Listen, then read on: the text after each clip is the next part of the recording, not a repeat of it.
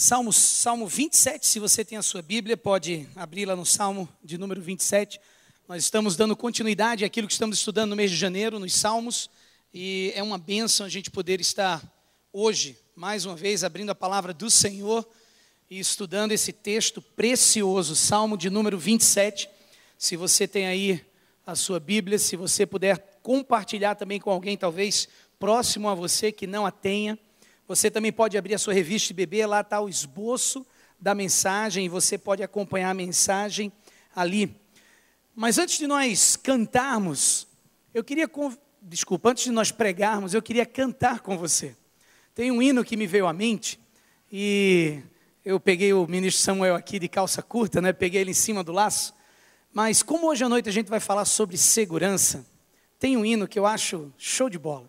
Eu curto muito esse hino, que segurança sou de Jesus. Eu não sei você, eu não consigo cantar sentado. Então fique à vontade, eu sei que é um saco às vezes ficar senta, levanta, mas a gente cantar sentado é ruim, então vamos cantar esse hino de pé? Vamos ficar de pé? Vamos louvar o Senhor? Cadê o nosso Beck? Vem cá, Beck. Vem. Cadê o nosso Beck para me ajudar aqui? Pega o microfone. Vamos louvar o Senhor com esse hino? Hino precioso, e ele resume aquilo que o Salmo 27 traz para a gente hoje.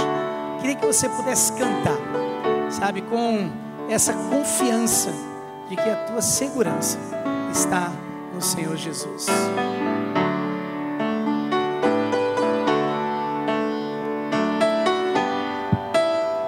Que segurança? Que segurança sou de Jesus, e já desfruto as bênçãos da luz. Sou por Jesus, herdeiro de Deus. Ele me leva à glória dos céus. Canta minha alma, canta ao Senhor. Rende-lhe sempre ardente louvor.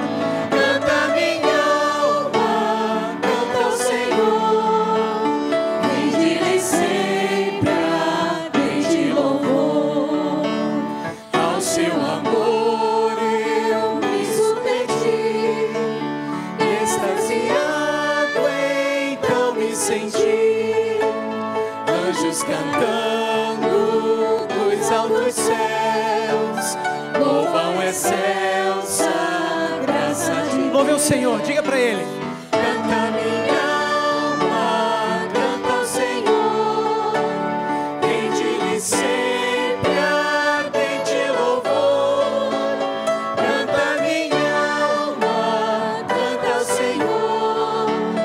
Rende-lhe sempre ardente louvor.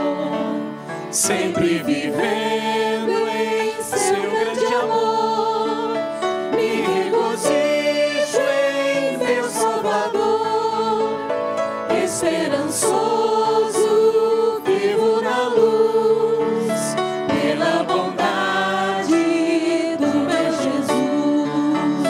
Canta minha alma, canta ao Senhor. Rende-lhe sempre ardente louvor. Canta minha alma, canta ao Senhor.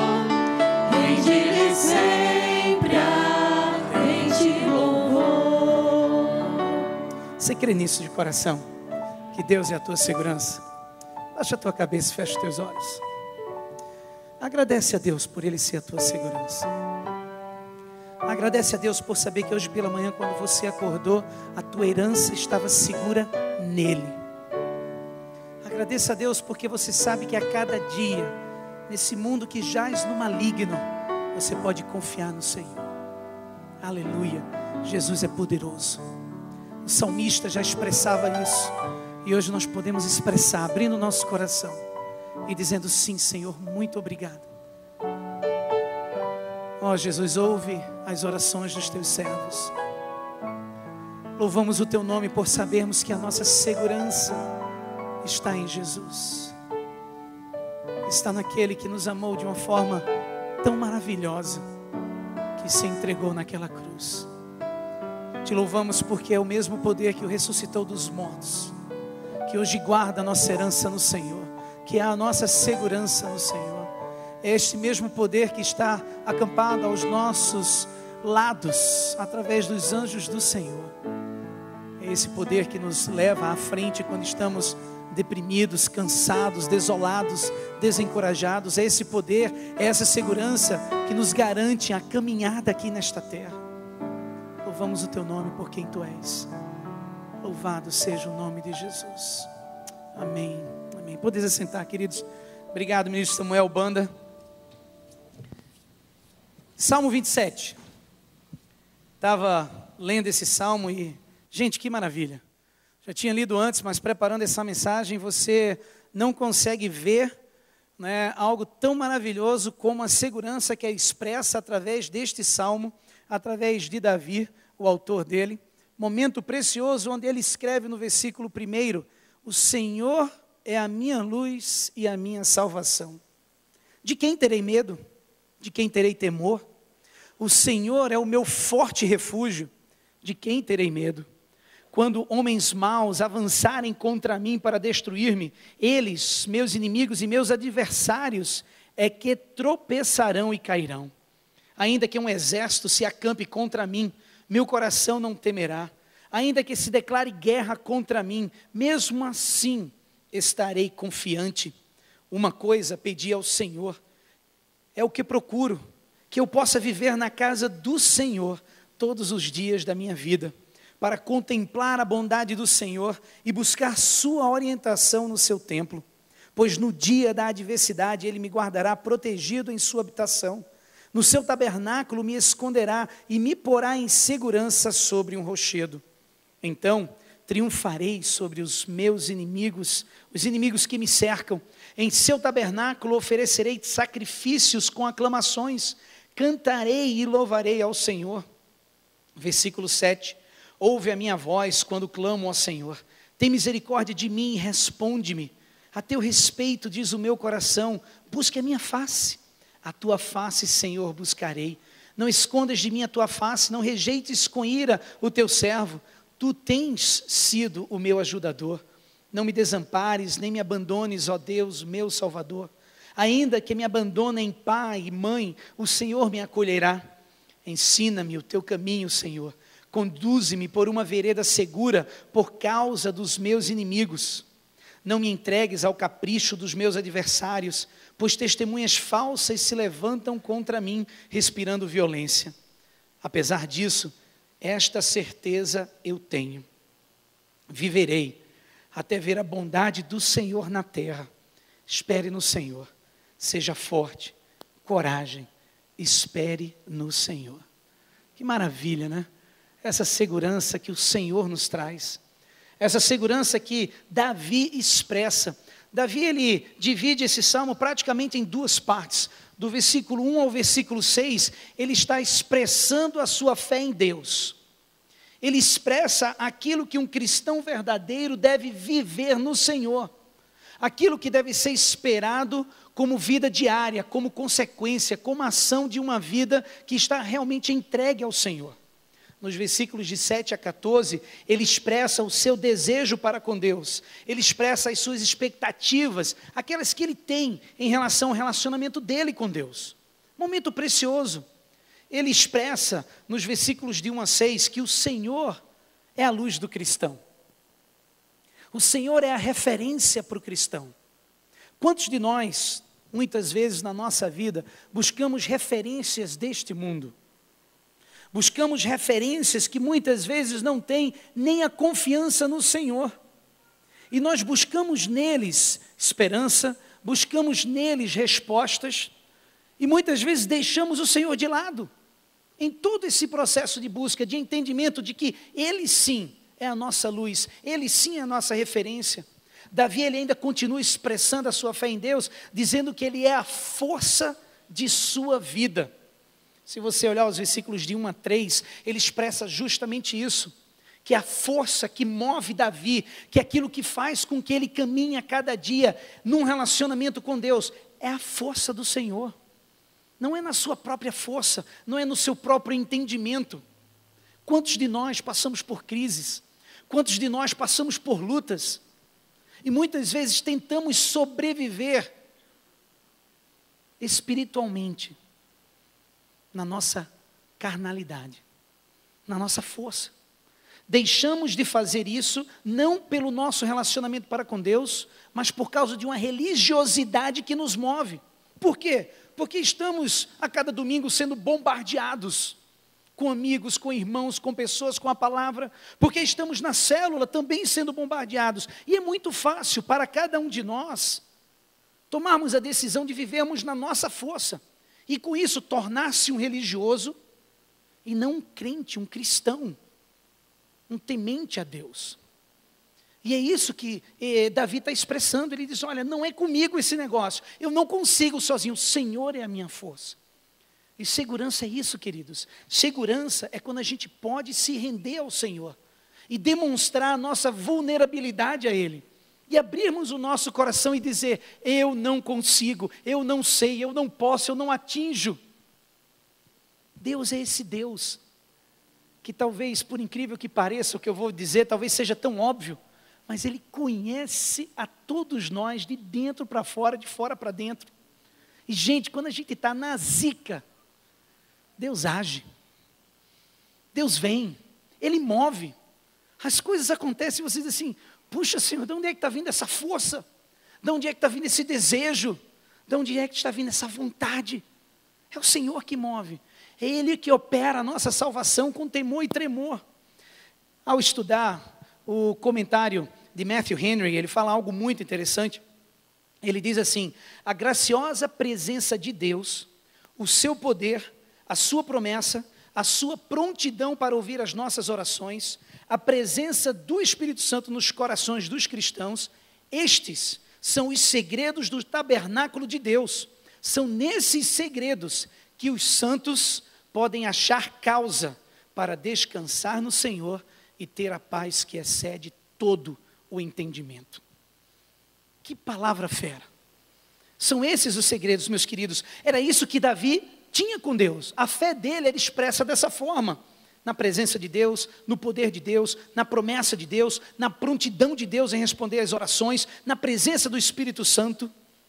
E hoje, melhor do que Davi, a presença do Espírito Santo não é temporária, não é pontual, não é numa ação, mas a presença do Espírito Santo hoje é contínua. Ele veio habitar em nós, olha que maravilha. Nós temos essa segurança vivendo em nós. Davi, ele orava para que ele tivesse uma eterna comunhão com Deus em sua casa. Esse era o desejo. Ao lermos o Salmo aqui como igreja, é melhor, né, um dia na casa do Senhor do que 1000 em qualquer outro lugar.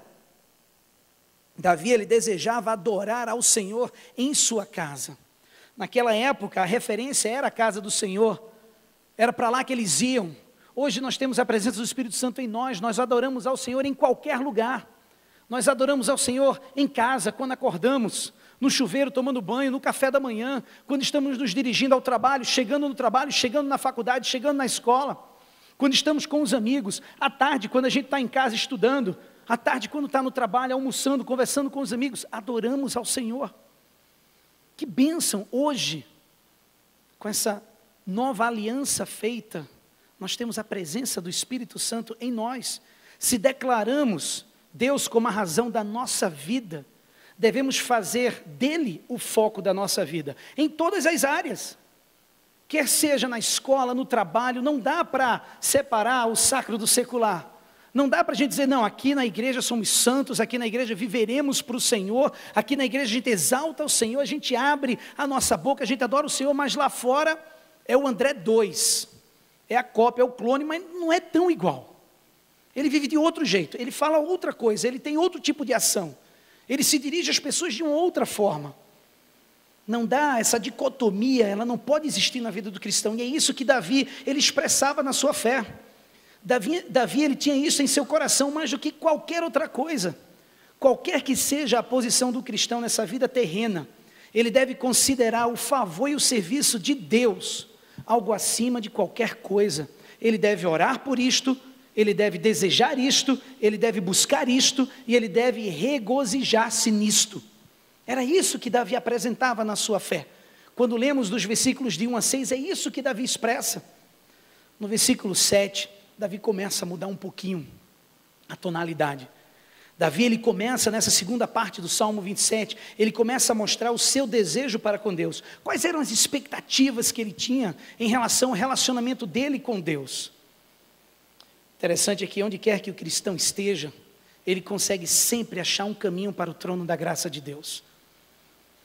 Davi, ele deixa isso muito claro, que diante dos inimigos, longe dos inimigos, na presença de inimigos, quando estava sob ataque, quando estava em paz, ele sempre conseguia achar um caminho para o trono da graça de Deus. Meu querido, não interessa qual a situação que você hoje esteja vivendo, aquilo que hoje você está experimentando, você tem sim um caminho para a graça de Deus, para o trono dele.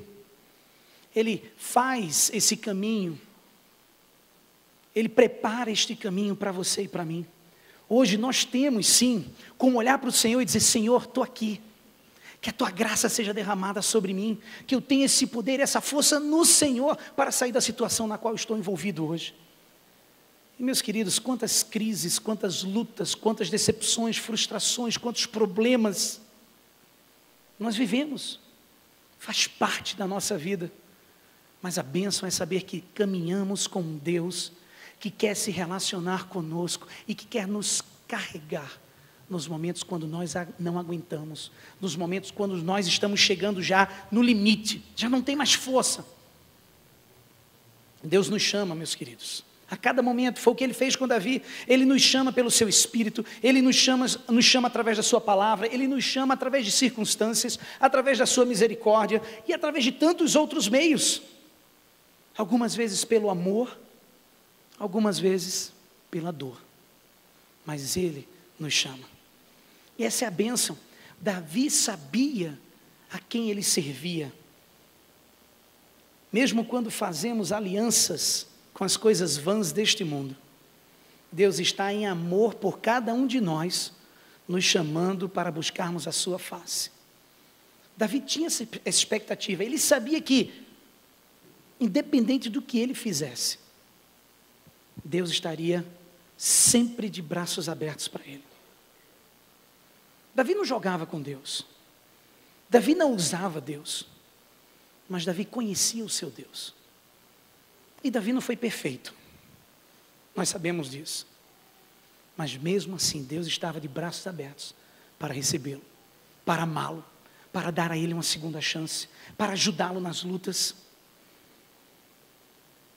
Davi pede a Deus que continue a mantê-lo em sua presença. Bem interessante essa palavra. Ele pede o benefício da direção de Deus, ele pede o benefício da proteção de Deus. Ele fala ainda que o pai e a mãe o abandonem, ele sabe que o Senhor nunca o abandonará. E ele vai para o extremo, porque normalmente, pelo menos deveria ser o normal, pai e mãe não abandonam filho. E ele vai ao ponto de dizer, mesmo que o pai e a mãe que amam tanto o seu filho, o abandonar, Deus nunca o abandonará. Ele está seguro, e seguro que verá a bondade do Senhor na terra. Não existe nada melhor do que essa prévia que a gente tem nesta vida, do que a gente vai experimentar na nossa vida gloriosa com o Senhor. Queridos, quando Deus nos chamou para vivermos essa vida em abundância, não é para viver aquilo que muitas vezes vivemos. Crises, derrotas, frustrações, problemas. Deus nos chamou, sim, passaremos por isso, mas Deus nos chamou para vivermos Deus além disto. Quantas vezes nos entregamos e esquecemos Deus nas primeiras batalhas? Quantas vezes abrimos mão de Deus nos primeiros sinais de crise, de dificuldade? Muita gente busca na sua própria força, muita gente abandona e não busca mais. Crises sempre teremos. No mundo tereis aflições, mas tendo bom ânimo. Eu venci o mundo. Essa foi a palavra de Jesus, forte. Durante o nosso tempo aqui na terra, meus queridos, nós precisamos olhar e buscar a este Deus que nos encoraja a esperá-lo com fé, com paciência, com fervente oração, sabendo que a nossa herança está segura nele. E a segurança é verdadeira.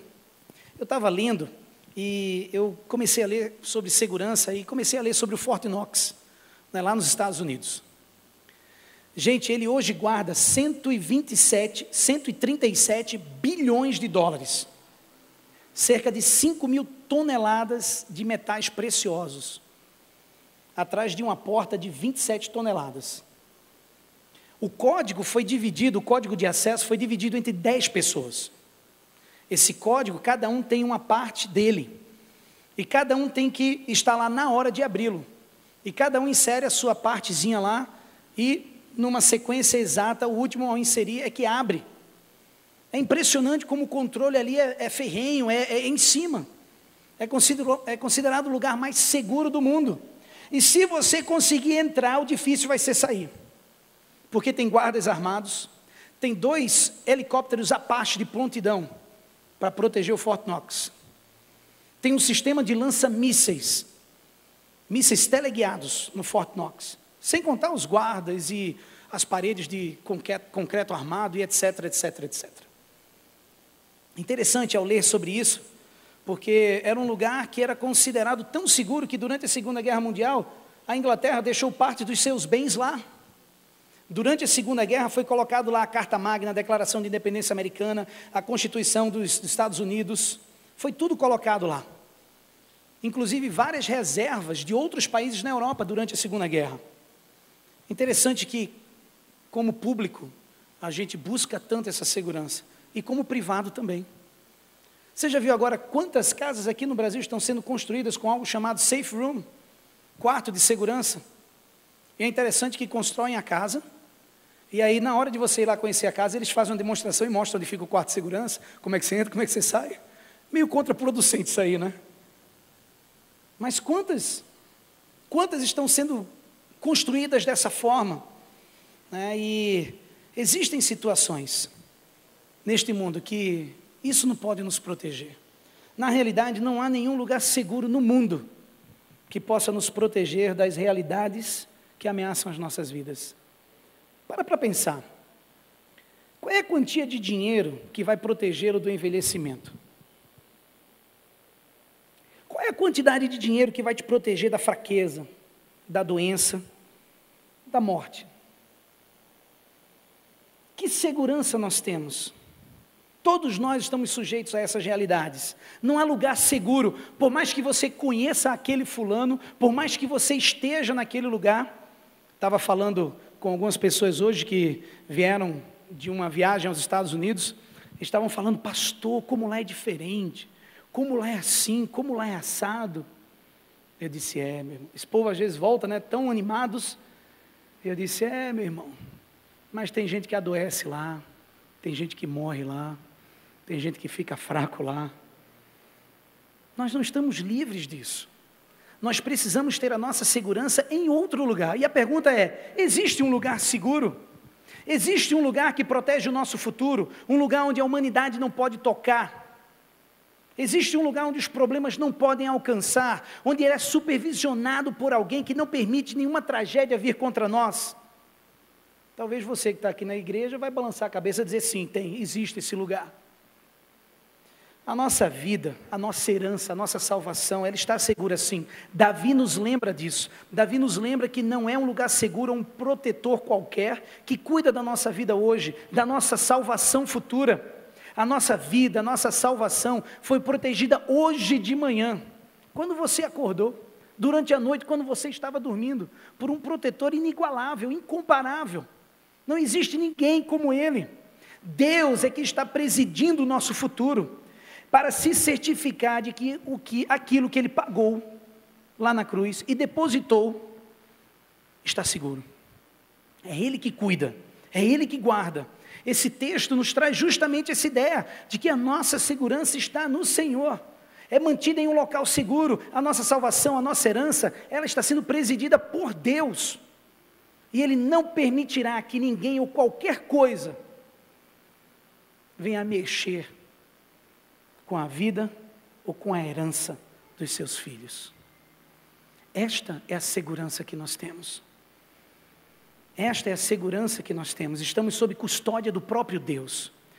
Olha o que fala 1 Pedro, vai aparecer aí no telão. 1 Pedro 1, de 3 a 5, é um texto tremendo que não dava para soltar desse texto, né, do Salmo 27. Ele diz assim: bendito seja o Deus e Pai do nosso Senhor Jesus Cristo, conforme a sua grande misericórdia, Ele nos regenerou para uma esperança viva, por meio da ressurreição de Jesus Cristo dentre os mortos, para uma herança que jamais poderá perecer, macular-se ou perder o seu valor, herança guardada nos céus para vocês, que mediante a fé são protegidos pelo poder de Deus, até chegar à salvação prestes a ser revelada no último tempo. Que maravilha! A herança está protegida. No esboço, aí na sua revista, eu fiz questão de colocar 3 áreas que expressa isso. Primeiro, a nossa herança, ela nunca perece. A nossa herança, ela é imperecível. Nesse primeiro capítulo de Pedro, ele fala sobre isso. Olha só, o novo nascimento é imperecível. Já parou para pensar nisso? A palavra da sua redenção é imperecível. A misericórdia de Deus é imperecível. A ressurreição do Senhor Jesus Cristo é imperecível. A herança que Deus coloca em seu nome, meu e seu, é imperecível. Olha que maravilha. Não só isso, mas ela nunca estraga. PDC é um produto químico, talvez alguns engenheiros químicos aqui conheçam, ou professores de química. PDC, chamado também de Scott Guard, ele é um produto colocado em tecido. E esse produto, ele protege o tecido de manchas, de café, de comida, ou de qualquer outra coisa. Protege aquele tecido. E às vezes muitas pessoas pedem para que esse produto seja aplicado no tecido. Mas esse processo, essa aplicação, foi proibida em alguns lugares. Por quê? Porque existem produtos químicos neste químico que faz com que os órgãos internos comecem a parar de funcionar. Afeta o fígado, afeta vários outros órgãos, ou seja, enquanto o tecido que você usa está sendo protegido, o seu corpo internamente está sendo destruído. Eu achei muito interessante ao ler sobre isso, porque quando a gente fala de Deus, Deus mantém a nossa herança e ela não estraga. Essa segurança não nos machuca, por mais que algumas vezes lutemos com situações que doam. Ela não nos machuca, pelo contrário, ela nos ajuda. A nossa herança, ela nunca se desvanece, ela nunca se apaga, ela nunca se desfaz, ela nunca some. Ele não apenas mantém ela preservada do perecer, do estragar, mas ele evita que ela desapareça. Quando o Pedro estava usando essa palavra aqui, ele estava vendo ali nos Jogos Olímpicos gregos, né, aquele caminho ali que o corredor ele fazia para receber aquela coroa de louros, né, aquela coroa chamada também de coroa de Estéfanos. E aquilo ali era uma coroa recebida do próprio rei. O rei ali era que exaltava aquele vencedor. Mas essa coroa de louros, ela era de curta duração.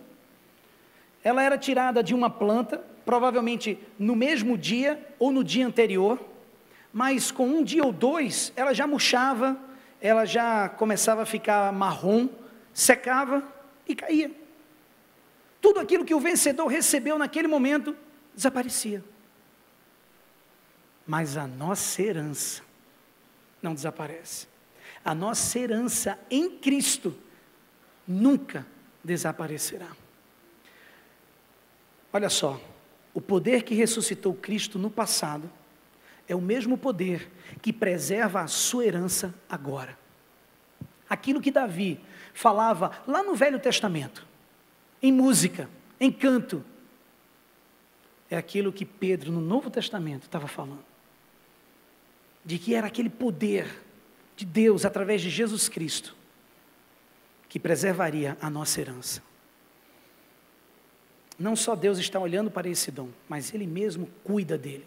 Ele protege, a vigilância é eterna sobre isto. Qualquer um que tenta desqualificá-lo de reivindicar o que Deus já colocou em sua conta deve ser afastado do seu convívio. porque o Senhor já garantiu a doação. Você já teve aqueles amigos que chegam para questionar a tua vida com Deus, a tua salvação? Você já teve o próprio inimigo, Satanás, chegando e dizendo assim: tem certeza que você é salvo? Tem certeza que isso que você fez não faz com que você, não tenha mais um relacionamento com Deus? E começa a colocar umas minhocas na tua cabeça, e começa a influenciar a tua vida, de uma forma que você começa a duvidar do teu relacionamento com Deus. E este é o primeiro passo numa astúcia planejada de Satanás para começar a te tirar do caminho.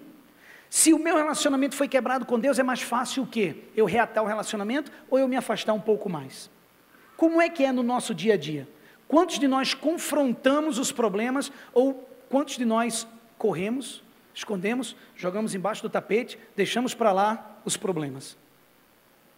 A mesma coisa com Deus, meus queridos. Quando Satanás coloca essas minhocas na nossa cabeça, esses dardos inflamados, dizendo: olha, quebrou, não rola mais com Deus. Ele é um Deus justo, santo, Ele é um Deus, e mas da mesma forma Ele é um Deus amoroso, um Deus perdoador, um Deus que nos dá uma nova chance, um Deus que restaura, um Deus que renova. Esse é o Deus ao qual servimos. Se você não encontra, meu querido, gozo nisto, as chances são de que você ainda não é um cristão verdadeiro. Se o teu gozo não está nisso, se você não vê alegria em Deus manter a sua herança, a coisa está feia para você. Talvez hoje à noite Deus te trouxe aqui para que você pudesse renovar isso com Ele. Cristo não te deu essa herança para que você vivesse qualquer outra coisa lá fora. Ele não te deu essa herança para que você pensasse: bom, agora que eu estou com Deus, as coisas vão melhorar, eu vou ser rico, eu vou ter um emprego, vou ter um carro, vou ter um apartamento, as coisas vão prosperar. E a gente tem ouvido tanto da teologia da prosperidade por aí. Uma mentira que está sendo ensinada. Deus, Ele abençoa sim. Deus faz prosperar sim. Quem Ele quer, da forma que Ele quer, e não numa barganha ou numa troca com Deus. Mas Deus, Ele te restaurou para um relacionamento íntimo com Ele.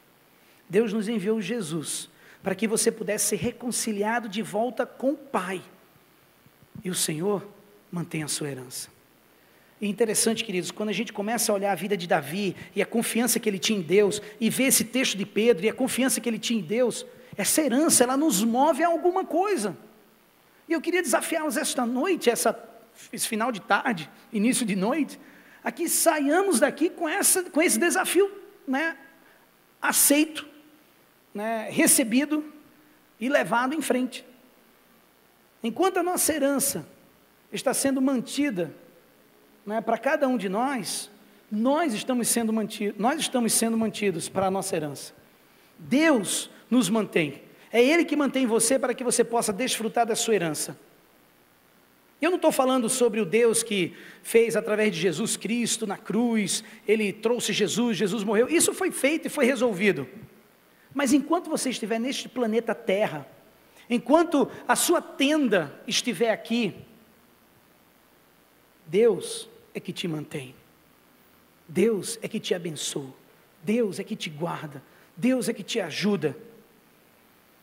E naquele dia, quando a nossa tendazinha for fechada aqui na terra, deixa eu contar uma história para você. Deus tem uma melhor preparada, que não foram homens que construíram, mas Ele mesmo preparou para cada um de nós. Essa herança Ele não tira, essa herança está prometida. É por isso que quando olhamos para as promessas do Senhor, eu creio que Ele tem algo para mim. Talvez você esteja aí perguntando: mas pastor, esse negócio de crer em Deus rola mesmo? É seguro esse negócio? Você pode até dizer: olha pastor, eu estou na igreja, eu sei que tenho que dizer amém para tudo mesmo, mas será que eu posso apostar nisso? Será que eu posso descansar a minha esperança nisso? Será que eu posso entregar o meu futuro a Deus? Eu diria para você: sim, pode. Sabe por quê? O documento maior que é a Bíblia, a palavra do Senhor, nos dá a segurança disto. Eu estava lendo sobre alguns provérbios chineses e como eles escrevem algumas coisas. Eu achei muito interessante, porque os chineses, eles misturam o que já existe para formar novas palavras. Eu achei muito interessante isso. Por exemplo, se você falar em crise, eles juntam duas palavras, perigoso e oportunidade. Olha que legal. A crise é uma oportunidade perigosa. Da mesma forma, quando ele escreve a palavra integridade, ele mistura as palavras pessoa e palavra. Porque a integridade é a honestidade de sua palavra. Se a palavra e a pessoa não correspondem, é porque não existe integridade. Forte, mas verdadeiro. Eu acho que alguns de vocês lembram na época que as pessoas costumavam, fechar contratos num aperto de mão. O cara apertava a mão ali, estava dito, estava feito. A tua palavra era o teu contrato. Hoje as pessoas ficam receosas quando alguns dizem, não se preocupe não que eu vou fazer. Porque muitos não fazem. Hoje nós precisamos de documentos legais para assegurar os documentos legais. E depois outros documentos legais para assegurar outros documentos legais que vêm junto com aqueles documentos legais que assinamos na primeira assinatura de contrato. É uma loucura. Mas de acordo com a integridade, quando uma pessoa fala, quando ela se une à sua palavra, você deveria acreditar nela. Quando Deus enviou Jesus, João 1:1, o verbo se fez carne. Ele encarnou a integridade. Se foi Deus quem disse, não importa se você acredita ou não, é verdadeiro. Deus é que vai poder resolver essa tua crise. A sua salvação é mantida pelo poder de Deus através da fé. É como se Deus dissesse, eu vou manter a sua herança, eu só quero que você tenha fé para experimentar o meu poder sobre a terra. Pode parecer loucura, diante de uma cultura que não acredita em nada, mas eu apenas não creio em Deus, eu espero que vocês sejam assim também. Eu vejo o que eu acredito, sabe aonde? Na vida de pessoas transformadas. Mas pastor, se a Bíblia, e se aquela palavra daquele, e se, não vai mudar, sabe por quê? Porque a minha experiência com Deus garante o meu relacionamento com Ele. Você teve já uma experiência com Deus? Você já teve um momento com Deus, em intimidade, você e Ele? Eu fico muito feliz com isso, quando a gente olha para a nossa igreja, quando a gente olha para as pessoas que se convertem, quando a gente olha para as pessoas que entregam a sua vida, e a gente vê não só aquilo que nós dizemos que acreditamos, mas aquilo que nós também pregamos que acreditamos, que vivemos aquilo que acreditamos. Não basta falar de Deus, precisamos viver Deus, crer em Deus, confiar em Deus. A pergunta é, o que é que nós estamos esperando? Se Deus pode manter a sua herança no céu, e pode ajudá-lo na terra, o que é que você tem colocado em oração? Ore, tem que orar, mas depois de orar, meu irmão, levante-se e vá ao trabalho. Creia em Deus e viva a sua vida nele. Veja Deus trabalhar na sua vida, tenha fé em Deus, Ele está no controle. Você só precisa de um pouco de fé, sabia disso? Não muita fé, não de fé gigantesca, não de fé que seja aquela fé titânica, grandiosa, mas Ele disse, uma fé do tamanho de mostarda, de um grão de mostarda. E aí, você vai poder dizer assim para a sua montanha, move desemprego. Você vai poder dizer, move doença. Você vai poder dizer, move problema conjugal. Você vai poder dizer, move desobediência. Você vai poder dizer, move crise. Porque são estas as montanhas que estão ao nosso redor. Ele é capaz de fazer o máximo. Ele é capaz de fazer um caminho onde não há caminho. Ele é capaz de segurá-lo quando você estiver caindo. Leve a sua batalha ao Senhor. Jesus vai sim mostrar o caminho. Jesus vai sim enxugar a lágrima. Eu creio que se você veio aqui hoje à noite, é porque Deus queria restaurar a tua fé. Deus queria mais uma vez apresentar você a essa segurança maravilhosa chamada Jesus Cristo.